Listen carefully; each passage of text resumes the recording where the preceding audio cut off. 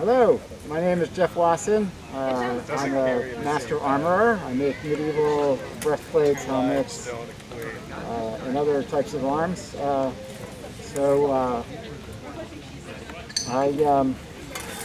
here at the timeline, military timeline at Old Bethpage, and I've been talking to the public and showing them the different things that I've made of armor.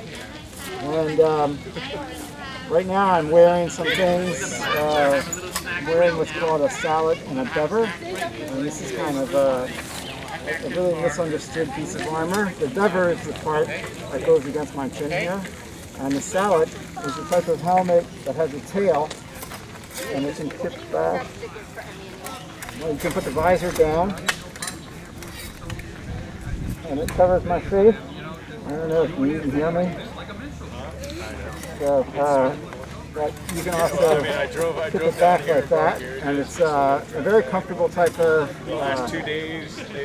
armor to wear because you can turn your head, and if you want to take it off, the chin strap of the sallet actually goes around the bottom of the bever, holding it in place. If I want to take it off, all I have to do is do this, and I can also Thanks for telling me. Didn't even tell me where they were. Need some help? All around the backside of the helmet. Ah. They had cannon fire going. there we go. Yeah. So the bever is right here. It's padded, has a lining there. This strap goes around the back of the neck. And the sallet, I can very easily take this off as well. Also has a padded lining and a chin strap and a visor.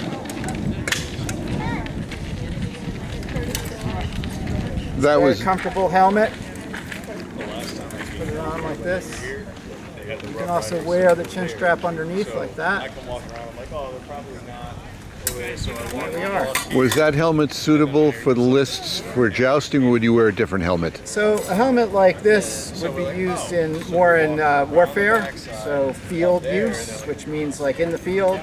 It's because it's much more comfortable, and most of that time when you are, you're basically waiting for something to happen, or you're patrolling, you want something that's comfortable.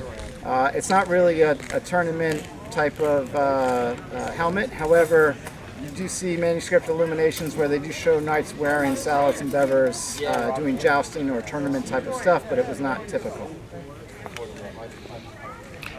So tell me a little bit more about the other armor pieces that you have here.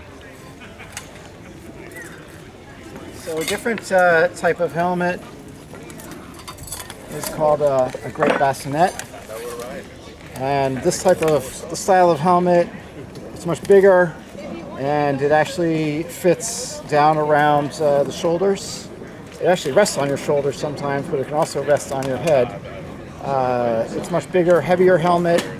This one has a visor that opens here, and when you look at it here, it really just sort of covers your face, just allows your face. I find that this style of helmet is much easier to hear in and breathe and turn your head in. This helmet, you can't do any of that. You can breathe, but you can't hear so well. And these straps strap it to the front and back of the breastplate and sort of lock your head in place. So it's very safe, but it's too safe. And armor is a balance between protection and also mobility and comfort. So this helmet also has pins on the sides here and here, and you can take the visor off and put a different visor on for jousting. The stirrups, were they able to dig into the horse's side, or how did they work in order to, So these are spurs, or and spurs, spurs excuse are me. used Yeah. by horsemen. In fact, they continue to be used today. They really haven't changed over 1,000 years. This is a rowel spur. It's the type of spur that you would see in the Middle Ages. This turns, but this is how you give your horse commands, or make sure that they're on track. And how about the breastplates and things of that nature? So the breastplate that's over here is an Italian type of breastplate, and it has a lance rest on it, and on the left side it has hinges, and it hinges open, and then on the right side are straps and buckles, so it hinges open to get into it, and then it closes back up again. So it's really safe type of armor.